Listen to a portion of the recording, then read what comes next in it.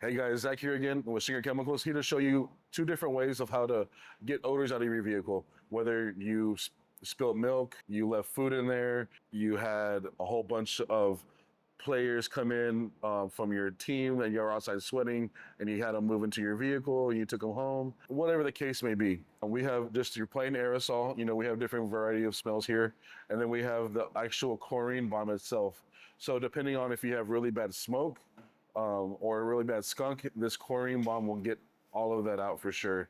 Whereas some of these times, these aerosols can only just mask them for a couple of weeks and the odor will still be there. Whereas chlorine bomb will actually get rid of the whole odor. So for health purposes, we're not gonna do it inside this bay area. We're gonna pull my truck outside and we're gonna do it from there. Just here to show you the process of how to do the odor fogger eliminator. It does come with step-by-step instructions for you to have. So if you're ever confused on what you need to do, the step-by-step process is here. But I'm just going to show you the process right now. So essentially, open the canister, pull out all the contents. Pouch has the chlorine bomb, so you're literally going to open it up like that. Add the solution.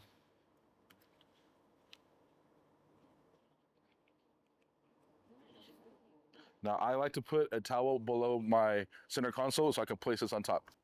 So now I have it set inside my center console. I have my AC set at 75 degrees and I have the recirculation on. So that way the whole chlorine bomb is recirculating through the process and it'll hopefully clean out my car and get that smell out. Thanks again.